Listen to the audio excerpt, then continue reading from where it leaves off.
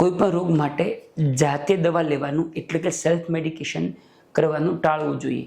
શા માટે સમજીએ આપણે. પહેલી વાત, ઘણા બધા લોકો છે ને કોઈ બી બીમારી હોય ને તો જાતે ડાયરિયા હોય એટલે 5 દિવસ એન્ટીબાયોટિક 3 દિવસ એન્ટીબાયોટિક જાતે ખાઈ લેતા હોય છે. પરંતુ મિત્રો યાદ રાખજો કે દરેક રોગ સેમ નથી હોતા. દરેક ડાયરિયા છે એ સેમ નથી હોતા. એટલે ઘણી બધી વખત આવું કરવાથી ટેમ્પરરી રાહત થાય અને પછી મૂળ જે રોગ હોય તે આગળ ફેલાઈ જાય. ડાયરિયાનું કારણ ઘણા બધા બીજા બી હોઈ શકે, ઇન્ફેક્શન સિવાયના બી. કેન્સરમાં બી થઈ શકે ડાયરિયા. ઘણીવાર કોઈ જગ્યાએ આંતરડું સાંકડું હોય તો પહેલાં અટકે ને પછી ડાયરિયા થાય. ઇવન એપેન્ડિસાઇટિસમાં કે પેટમાં રસીમાં બી ડાયરિયા થાય. જાતે એન્ટીબાયોટિક લો એટલે કોર્સ અધૂરો રહે મોટાભાગના કેસમાં અને પછી રોગ ફેલાઈ જાય.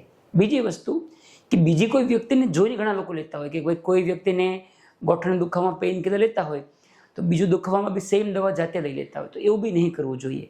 કારણ કે શક્ય છે કે એને બીમારી કરતાં તમારી બીમારી અલગ છે અને તમને એ દવા સાઈડ ઇફેક્ટ વધારે કરે. ત્રીજી વસ્તુ એવી છે કે તમને આજે કોઈ દવા ઓકે શૂટ થતી હોય, બીજી વાર સેમ તકલીફ પડે, ધારો કે હેડેક ફરી વાર થયું, પણ એ વખતે કારણ બીજું હોઈ શકે ને. શક્ય જરૂરી નથી કે એ વખતે પણ જૂનું કારણ જ હોય. એટલે કારણ શોધ્યા પહેલાં દવાઓ લેવાનું ટાળવું જોઈએ.